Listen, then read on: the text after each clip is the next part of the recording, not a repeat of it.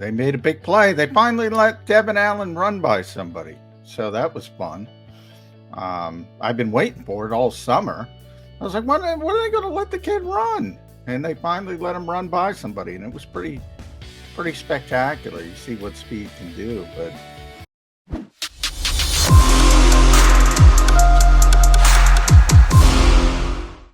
and a good Monday morning, Birds 365 fans. You got your Mac and Mac guys, Jody McDonald and John McMullen here with you on Birds 365 after a birdful weekend. Lots of Eagles stuff to break down, Johnny Mac, including an Eagles preseason win. How about that? They got a W, Johnny Mac. All they do is win, Jody. They win joint practices. They win preseason games. Win. Win. By the way, except, hold on, let me just point out, they lost to the Jets last week. True. You know that, right? Well, the final score was Jets on top, not the That's right, because they had the better third and fourth string quarterback. So did Cleveland, but they made a big play. They finally let Devin Allen run by somebody. So that was fun. I've been waiting for it all summer. I was like, when are they going to let the kid run? And they finally let him run by somebody. And it was pretty spectacular. You see what speed can do. But yeah, man, I'm ready for the regular season, Jody. Oof, I am ready. Come on, you got wait. We got a whole week of this to go. Joint practices, a game against the Dolphins that doesn't count for anything. You can't jettison ahead. I want to jettison ahead. I want to, but I'm not king of the world. If I was, I would jettison ahead. Yeah. I'm at that point of the preseason where I'm like, really? We're still doing this? But, it's a necessary evil. Eagles got some good work done in the Cleveland area. That's what it was about, not about winning or losing. And I think they accomplished what they wanted to accomplish. And, you're right. We got one more of these, and then we can at least start focusing on week one of the regular season. But yeah, I mean, this is you get some hints about, and that was my nitpick with Xander Krause yesterday when we did the pre-games and the post-game shows. There's not much, but I got a nitpick about something. I'm not in love with the schemes on this team. I am not in love either side of the football. Now, the RPO stuff, that's what they do well. I get it. Everybody's using the same damn scheme on defense in this league. Everybody. And I start to ask myself, well, if everybody's doing the same damn thing, it comes down to who does it best. It's not like, where's the innovation? Where's the, as Howie Roseman would say, the zigging when everybody else is zagging? That part bothers me a little bit.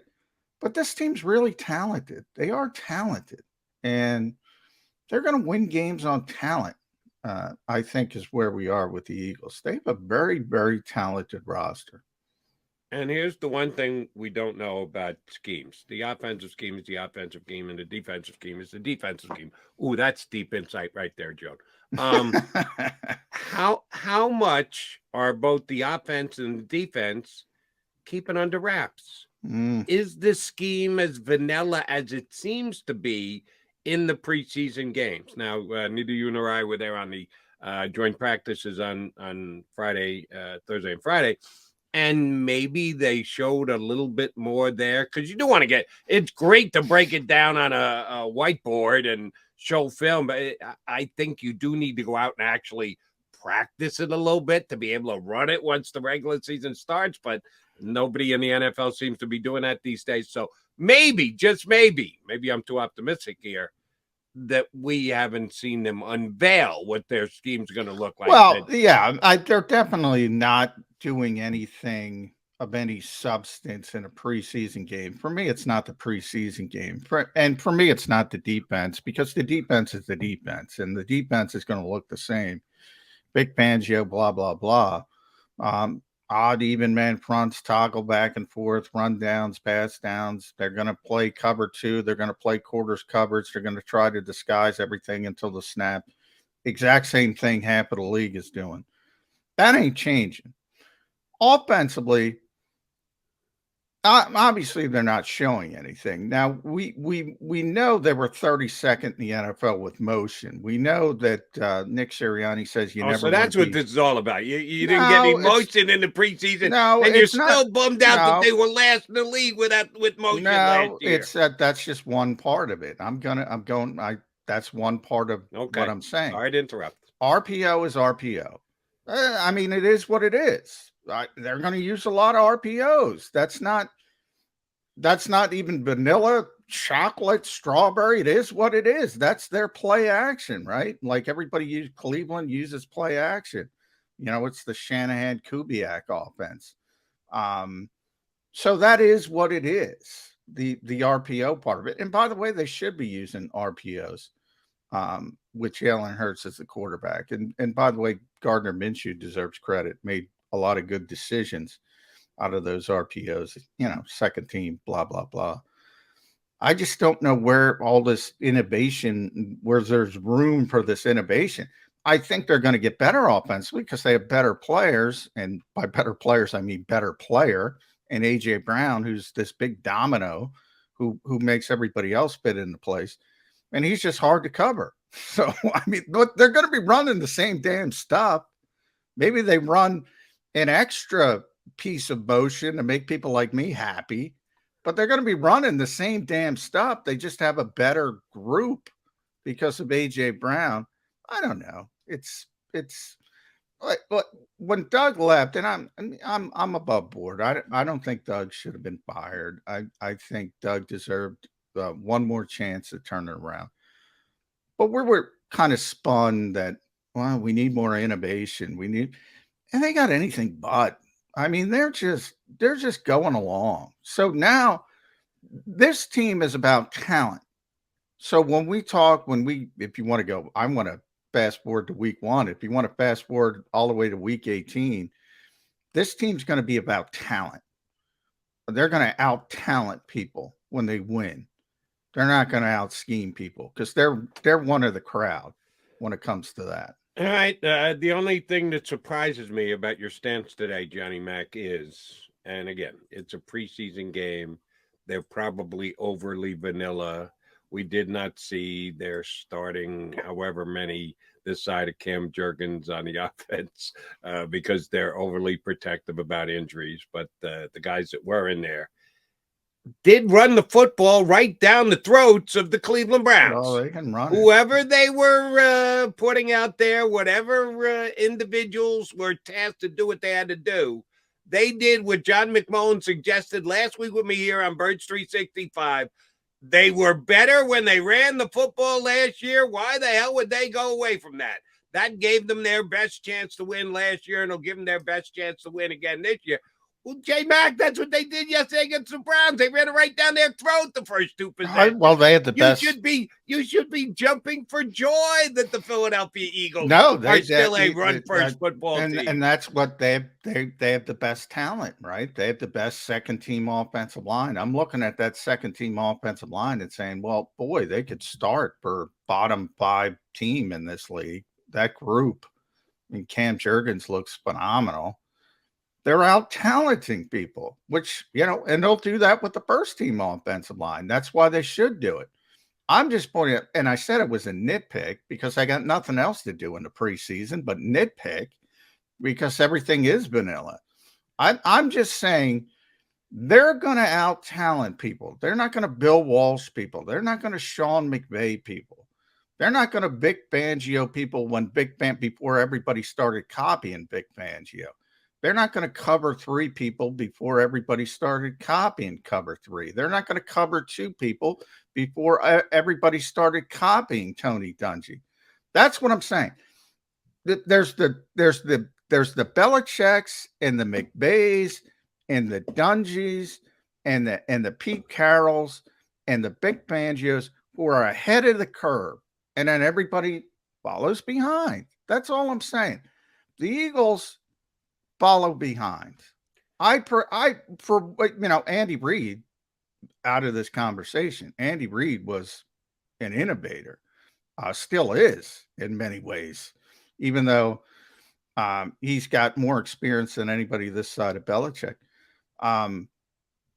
That's all I'm saying. That's my nitpick, Okay. because I got I'm nothing else to do in the just preseason. I a want to little nitpick, surprised Jody. that you're giving praise to McVay, who you oftentimes want to point out that all you have to do is be breathed on him, and oh, by the way, you've got yourself a head coaching Well, job that's somewhere. true, but there's a reason for that.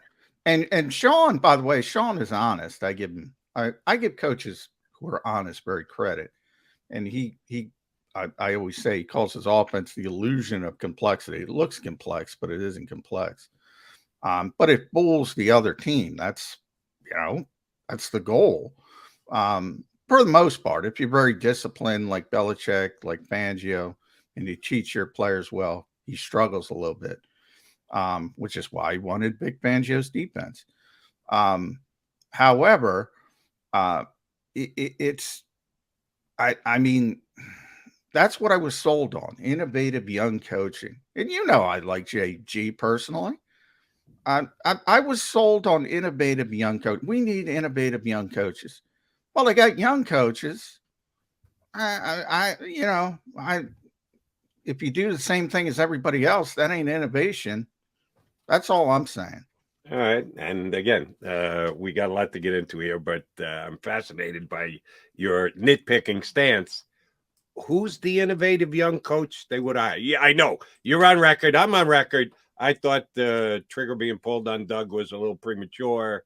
We know why it happened. It was more a personal thing than it was a coaching thing, that Doug wanted to flex his muscles and Jeff Lurie wasn't going to have it with him keeping his staff together and elevating certain guys.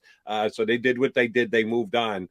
Who was that young, Oh, there wasn't. innovative coach? I'm not Nobody saying had to that. coach Eagles last year, John. They had to go when the Well, it decision was came made down. that Doug Peterson wasn't going to be their coach. They had to hire somebody to be their new head coach and bring in their staff. I'm not Who saying would they you have should have. preferred it to be? Look, this is a league-wide problem. This is not an Eagles problem. Nick Sirianni was the best. I'm on record with that. He was the best rookie head coach. I don't think it was a great class, to be honest, to be blunt. I'm not a big Arthur Smith fan. Not a big Robert Saleh fan, your guy to date, at least. Not a big Brandon Staley fan. I mean, he's got some innovation in that he goes for it on fourth down like he's a high school coach. So I guess you can call that innovation, because everybody on Twitter likes when you go for it on fourth down. I guess that's something. But I mean, they wanted to talk to Staley. They wanted to it came down to McDaniels, who I'm not a fan of, or Sirianni. So I don't have a problem. Although with Josh McDaniels, I'm not a fan because of the other stuff, not necessarily the scheme. I don't think he handles people well. I think that's a big part of it. And I think Nick does that tremendously well. And that's a big part of the job. I don't want to dismiss that. I'm not saying he's a bad coach. I'm just saying, and this is a league-wide problem. This stems from, I was watching San Francisco, Minnesota for a very short period of time because it's preseason football. But I wanted to watch because they played the day before the Eagles and Browns, and they had joint practices, and I wanted to see how the coaches handled it. And I'm a big Kyle Shanahan fan, as you know. Mm-hmm. And they sat 27 players each. Yeah, exactly. 27 players each. So they handled it the same way the Eagles and Browns did, which is no surprise, but I wanted to see it. And I also caught, because it was the, it's NFL Plus. So the game was in Minnesota. So they had the local Minnesota broadcast, and they had Kwesi Adofo-Mensah, their new GM. Jody, he was talking about their defense, which is Ed Donatel, who was the longtime defensive backs coach with Vic Fangio. It was like a script, him talking about that defense the same way the Eagles talk about their defense. It was like a script. It was the same carbon copy. And I said to myself, what is going on in this league? And this is another guy, Kwesi, who's portrayed as this forward thinking, new age general manager, embraces all the analytics and the sports science. And he's doing the exact same thing as everybody else. Again, this is a league-wide problem, but this is what started my nitpicking. Like, and I even asked, I texted because I'm going to be writing a column on JAKIB Sports at some time this week about this because I got the idea. So I was texting my personnel executive. I said, is there a tipping point to this? Is there a tipping point? If everybody's running the same damn thing, and he went into this long diatribe, and I won't spoil the whole thing.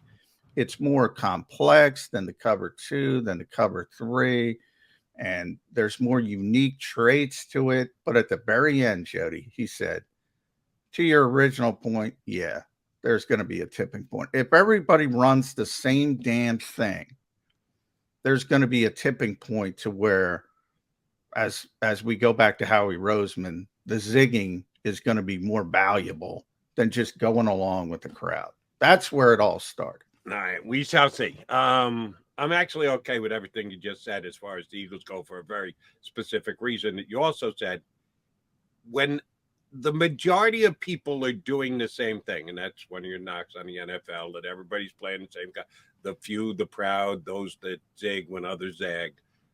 It's going to come down to talent. Yeah, exactly. And I like the Eagles' talent. So do I. On their 22-man starting roster. I like some of their backups, too. The offensive line, great. Boston Scott looked damn good running the football. Kenny Gainwell, who hasn't shown much during this preseason, came up pretty big yesterday, running the ball effectively. The backup quarterback, fine. Their backup defense, not so much. Specifically, their backup secondary did not really impress me yesterday. Give Jaquiski Tard some credit for some hits. Blankenship played okay.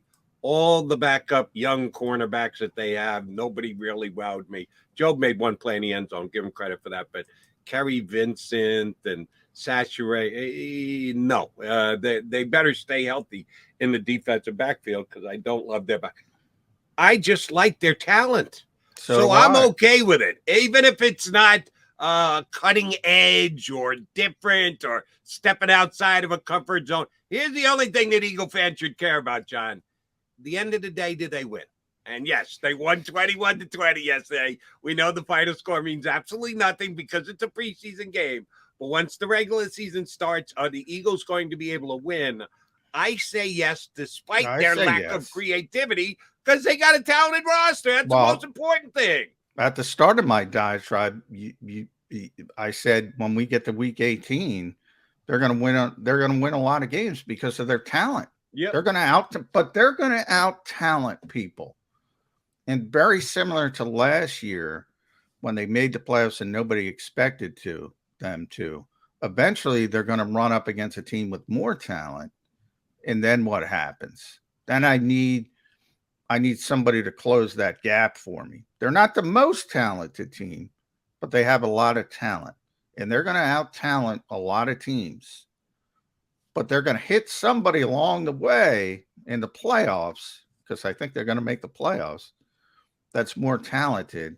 And then I need somebody to figure out how to close that gap. Maybe it happens. One thing I gave Nick Sirianni credit for last season was evolving, right? He started out, I got to pass the ball, and he changed.